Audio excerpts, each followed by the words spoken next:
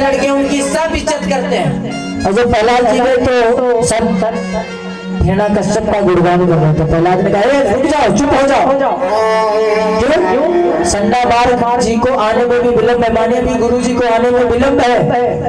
आज जो मैं कहूंगा वो सब लोग करोगे, राजा का बेटा है। ठीक है प्रहलाद ने कहा सब लोग बैठो और सब लोग राम राम गाओ, सभी लोग राम राम गाओ हमारे साथ में। श्री राम जय राम जय जय राम।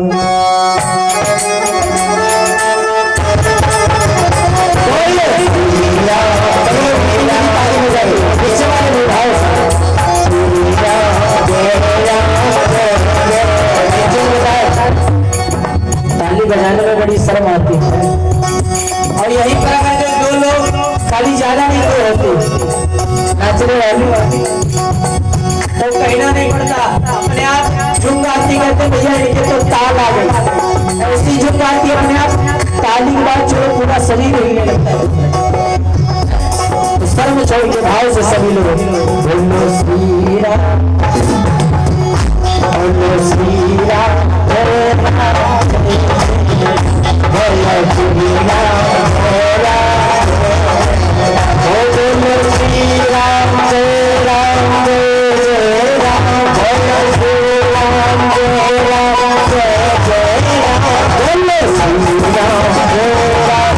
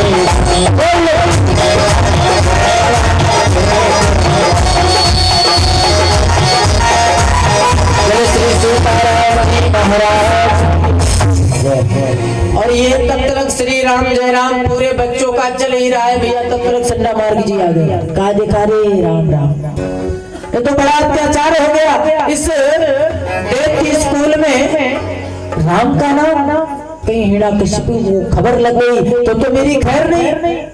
बड़ा सा डंडा उठाया, बच्चे चुप हो जाओ। किसने कहा है तुम्हें शत्रु का नाम गाने को? तुम्हें पता नहीं ये तुम्हारे शत्रु का नाम है। बच्चे बोले गुरुजी इसमें हमारी कोई गलती नहीं है, एक चीज बताए ना, ये जो राम का नाम गाने को कहा था वो प्रहलाद ने कहा। गुरुजी के प्रहलाद को, क्यों प्रहलाद तुझे पता नहीं इसी राम ने तेरे ताऊ जी को मारा है, ये तेरा शत्रु है। प्रहलाद कहने लगे क्या गुरुजी झूठ का है बोल रहे हो? भला भगवान का कोई शत्रु हो सकता है क्या? भला भगवान किसी के शत्रु हो सकते हैं? उनके लिए जो सब उनकी संतान है। कहने का भाव ये है, बहुत समझाया संडा मार्ग जी ने, लेकिन प्रहलाद जी के कुछ पल्ले नहीं पड़ा। जो कुछ कहते हैं सब ऊपर ऊपर उड़ जाता है प्रहलाद जी के। गुरुजी मैं तो नहीं मानूंगा, राम को नहीं छोड़ूंगा, पिता को छोड़ना है छोड़ दूंगा, संसार को छोड़ दूंगा, लेकिन राम को नहीं छोड़ सकता।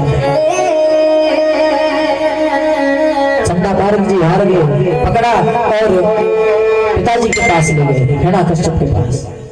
अरे महाराज, तुम्हारा बेटा तो राम राम गाने लग गया है, मैंने बहुत समझाया लेकिन नहीं मान रहा। प्रहलाद ने पुत्र को गोद में उठाया। बेटा, भला कौन कोई अपने बहरी का नाम लेता है क्या? ये जो राम है ये तुम्हारा बहरी है, शत्रु है तुम्हारा। इसने मेरे बड़े भाई तुम्हारे ताऊ जी को मारा था, इसलिए राम का नाम नहीं लेना चाहिए। प्रहलाद कहने लगे, पिता राम कभी किसी के शत्रु हो सकते हैं ना? अरे तो परम पिता परमात्मा है, सारे संसार का पिता है, उसके लिए तो हम सब संतान हैं। वो किसी का शत्रु नहीं हो सकता। हिरण्यकश्यप ने कहा, बेटा मान जा वरना जान ले। तो प्रहलाद ने कहा, पिताजी मारना है तो मार डालिए, निकालना है तो निकाल दीजिए, डांटना है तो डांट लीजिए, लेकिन मैं राम नाम नहीं छोड़ सकता। और पिताजी आप गाओ। जैसे प्रहलाद कैसे भजन सुने, प्रहलाद को जमीन पर पटक दिया, दुष्ट तू मेरा बेटा नहीं हो सकता। कयाधु को बुलाया, जाओ इस दुष्ट को जहर पिला दो। कयाधु बेटी को ले गई, माँ की ममता है। नहीं स्वामी, मैं अपने पुत्र को समझाऊंगी, वो मानेगा, वो राम का नाम लेना बंद कर देगा। ये जो माँ होती है, कौन माँ चाहेगी कि मेरा बेटा मर जाए? ऐसी कौन सी माँ होगी जो अपने बेटे को स्वयं जहर पिला देगी? कयाधु कहने लगे, बेटा मान जा। प्रहलाद कहने लगे, माँ मैं राम का नाम नहीं छोड़ सकता। पिताजी ने जो कहा है जहर पिलाओ, तुरंत करो, शीघ्र विलंब ना करो, जहर कहा है मुझे पिलाओ। कयाधु कहने लगी, अरे प्रहलाद, रसगुल्ले खाने वाली जुबान अभी जहर की कड़वाहट क्या जाने कि जहर कितना कड़वा होता है। राजकुमार हो, ऐस अय्यासी में पले बड़े हो, सुंदर सुंदर भोजन खाए हो, जहर की कड़वाहट नहीं जानते पहला, अभी कोमल हो। प्रहलाद ने कहा, माँ वो सब मैं नहीं जानता, जो पिताजी ने कहा है पूरा करो। और पिताजी क्या क्या पति का आदेश है। कयाधु ने प्रहलाद को 20 हलाहल विष दे दिया, पीने को, पियो। प्रहलाद पी गए, जय श्री राम का नाम लेकर। पूरा देखते देखते पूरा जहर गटक गए, लेकिन प्रहलाद जी ज्यों के त्यों खड़े हैं। ये भाई मारने वाला है भगवान, मारने वाला भी वही है, बचाने वाला भी वही है। ये संसार कभी किसी को मार नहीं सकता। जीने की भी रेखा उसके हाथ में, मरने की भी रेखा उसके हाथ में।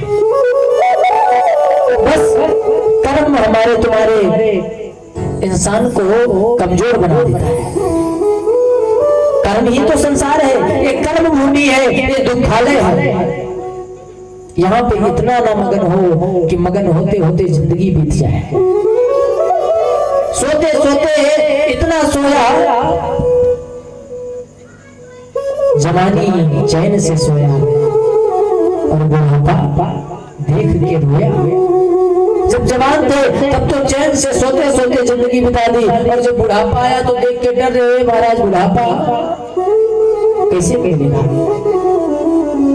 लोग कहते महाराज हर साल लोग अपने बेटे का यानी एक दूसरे का बर्थडे मनाते हैं, जन्मदिवस।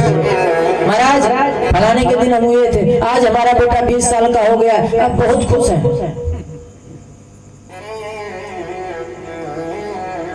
जैसे मानो कि बेटा की आयु बढ़ रही है। लोग कहते महाराज हमारा बेटा 20 साल का हो गया, हमारा बेटा अब तो बड़ा हो गया है। तुम्हारा बेटा बड़ा कहाँ है? तुम्हारा बेटा तो छोटा हो गया है। 100 साल की उम्र है तुम्हारी, उसमें से 20 साल बीत गए तो बचे कितने? 80 साल। 20 साल तुम्हारी उम्र छोटी हो गई महाराज, और गए तो हम सयाने हो गए। मनुष्य का शरीर मिला है, इसका कोई पता नहीं कब चला जाए, कब भगवान को प्यारा। इसीलिए जब तक रहो, जब तक मिली जिंदगानी, राम नाम जपते रहो। यही है बाबा तुलसी की वाणी, श्री राम नाम जपते रहो। प्रहलाद जी का जहर पिलाया गया, प्रहलाद जी ज्यों के त्यों खड़े, प्रहलाद जी को कुछ नहीं हुआ।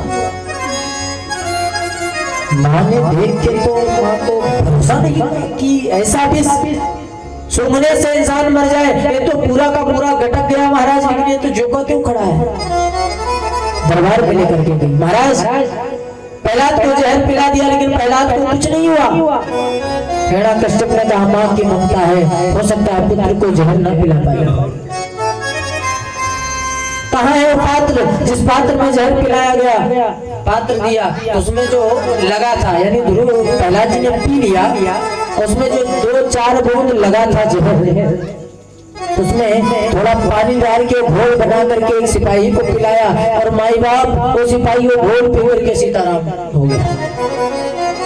है ना, कश्यप की बुद्धि नहीं काम की कि ये क्या हो रहा है। प्रहलाद जी को पर्वत से ढकेला गया, और जब पर्वत से ढकेला गया, जाओ पर्वत से ढकेल दो, तो भगवान नीचे नाव, पर्वत के नीचे नदी है, नदी में भगवान विष्णु स्वयं आकर के खिवैया बन गए और प्रहलाद जी को फूलों की सैया में, फूलों की नैया में कैच कर लेते, फिर बच गए। और फिर गाते हैं, मैं कहता डंके की चोट पे, अरे ध्यान से सुनियो लाला अपना, हरि हो हजार हरि हो हजार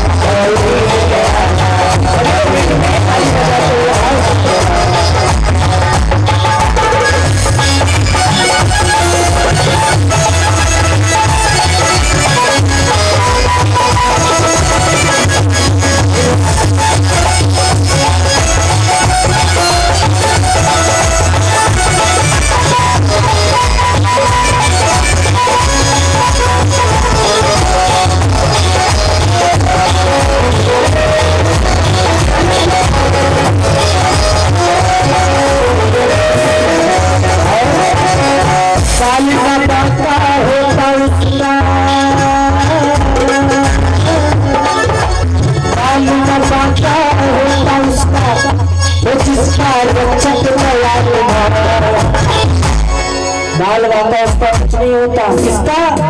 जिसका रक्षक कृपा निधान करने वाला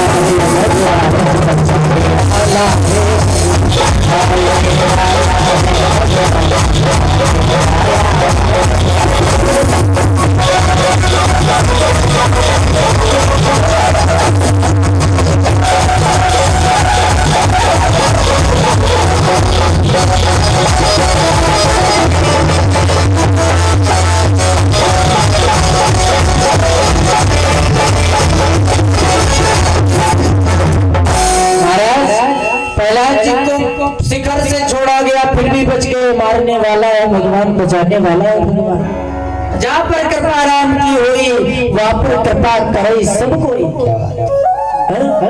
ऐसी कृपा है नारायण की। जब प्रहलाद जी चोटी से पटके गए, नहीं मरे, तो हिरण्यकश्यप ने कहा ले जाओ और इस दुष्ट को जहाँ विषैले सर्प हैं उस काल कोठरी में बंद कर दो, सर्प से डस के समाप्त कर दो। और जब प्रहलाद जी को सांपों की कोठरी में बंद किया गया, तो ऐसा दिव्य रूप लेकर के जो सर्प हैं वो पहले प्रहलाद जी को नमस्कार कर, अरे तो मेरे प्रभु भगवान शंकर के इष्ट का भक्त है, इसे डसना अच्छी बात है। सांपों की काल कोठरी से भी निकल गए। अब क्या क्या नहीं किया दुष्ट हिरण्यकश्यप ने प्रहलाद के साथ। अपनी बहन होलिका को बुलाया, बहन आओ जाओ और इस जो मेरा बेटा प्रहलाद है इसको समाप्त कर दो। ये बैरी का नाम लेता है, ये शत्रु का नाम लेता है। तो होलिका ने कहा भैया नतीजा है हमारा। एक चीज बताएं, जहां पर हमारा आ गया, क्यों हमारा है, तो वहां पर ममता प्रकट हो जाएगी है? और ममता जब होगी तो ममता का नतीजा क्या होगा? कल आपने सुना भरत जी को उस मृग के प्रति ममता हो गई है? तो क्या हुआ? मृग बनना पड़ा। जब अगला जन्म हुआ तो भरत को मृग बनना पड़ा। तो इतनी भी ममता ना करो कि हमारा आपका जो भविष्य है, जो भजन है, जो तेज है, ये खतरे में आ जाए। हाँ, ये संसार तेरे मेरे के चक्कर में ग्रसित है महाराज। सारे जग को रही नचाए ये माया जादूगरनी। कोई या को अंत न पावे, माया में सुधि भर मावे। ये जो भगवान की माया है, इसने सारे जग को नचाया है।